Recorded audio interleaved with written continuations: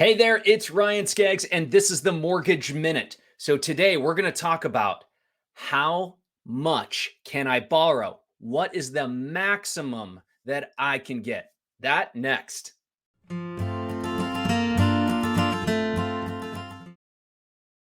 Hey there, thanks so much for tuning in. This channel is dedicated to everything real estate, mortgage, and interest rates. And before we dive into our topic today, we're going to talk about those interest rates. We're at the highest point since April of 2021. So now it's late October, and the average 30-year fixed is at 3.09. That's according to Freddie Mac. Check out that link below. While you're down there, hit that like button, hit that subscribe. I put out weekly videos on mortgage content. So 3.09. Again, 3 out of the last 4 weeks. The trend has been moving upwards. I do foresee that continue to go kind of that same direction. We very well may see some knee jerk reactions back down, but that has been the recent trend. So let's talk about the topic today. What is the maximum that you can borrow? So there's a lot of different kind of answers to that question depending on how you're looking at that. So I'm going to kind of take two of those aspects to that question. First of which is we're going to talk about what is the minimum down payment? How can I leverage the most amount of money from the lender? And the reason you might do that is because interest rates are at historic lows and we absolutely see them moving up. So you could do as little as 3% down on a conventional loan. Now, there's some aspects to it in terms of first-time home buyers, non-first-time home buyers, income limits, non-income limits. So I'm not going to get into all that detail. That'll be a separate video at a separate time. But 3% down on conventional, 3.5% down on FHA. A lot of conventional loans will say, or banks will say, minimum 5% down on a conventional loan. A conventional, by definition, is underneath the jumbo loan limit. So you're going to want to check out the video, which I'll link to here on that loan amount, what makes it a conforming loan versus a jumbo loan. And we'll talk about that here, I talked about that in the video. So when you talk about jumbo loans, people don't realize you don't have to put 20% down. You can leverage the cheap money that we have out there right now. So you can do a jumbo loan with as little as 5% down. Now, it's going to cap at a lower kind of loan amount, say 750, 850, depending upon what your lender might have available. You go into a bank and they probably laugh you out the doors that they can put 5% down on something like that. But there are programs out there with pretty darn decent rates. Now, you do have to apply for any of these scenarios to get credit qualified and see what you would be approved for. But with that said, typically these types of programs will be available for a solid lender that's got some different kind of niche products out there. 10% down for a jumbo loan over $1 million. So if you want to do a jumbo loan, but maybe you haven't sold your other property or something else, that is a real thing. Don't let someone tell you it's not. That's a great program. I mean, right now, with the average 30-year fixed at 3.09, I'm locking in 10% down scenarios in the low threes, like 3.125%, 3.25%, depending on credit score. So these are absolutely going on every single day.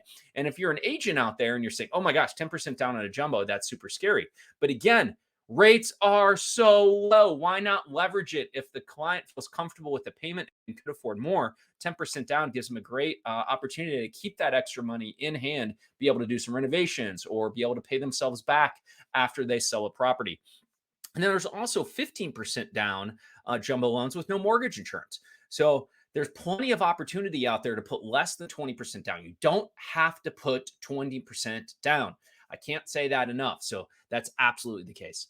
The next one I'm going to talk about, or the second aspect of this, is closing costs. And so if you go onto some of those websites, that are just known for showing all of those, different properties, I just can't tell you how wrong they are typically about the closing costs and the percentage that you should be looking at. So one of the websites, and I just did a little snip and I'll put it right here, is that it estimates your closing costs at 4%.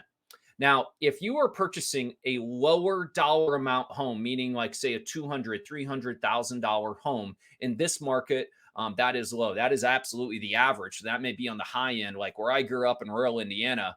Oh my gosh, drastically different. But again, my context is sitting in the North Shore, north side of Chicago, where the average kind of loan amount on average purchase price is considerably higher.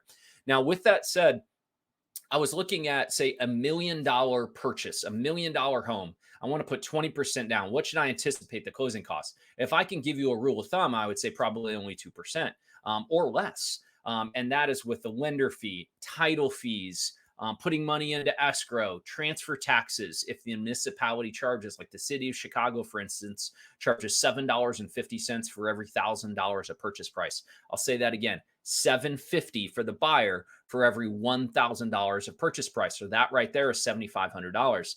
But once you get all the kind of fee structure, if you're buying $1 million home, and maybe 20K is a rough estimate on what closing costs and escrows and things like that would be, that's only 2%. You go onto these sites and they say 4%. And that's crazy. Now, if you look at a $200,000 home, there's some fixed costs like title fees, like the lender fee. Typically, if you're doing a purchase or a refi of any loan amount, we're going to have the same fixed costs as a lender because it costs us the same to originate that loan, right? So on the lower loan amount, you could have 3 or 4% of closing costs, but on the higher loan amount, what a bad representation some of these things are of just to say a flat 4%, 5%, something like that. It really matters on the type of property you're looking at and the price point you're looking at to be able to put a number to it. So again, not to get into granular detail, but those websites, you need to talk with an educated, knowledgeable lender to be able to really better understand that. So don't let those sites scare you out of how much can I afford or what is the maximum I can borrow because of cash to close. So this is the Mortgage Minute. My name is Ryan Skaggs. Thank you so much for tuning in. Hit that like button, hit that subscribe, and we'll see each other again very, very soon.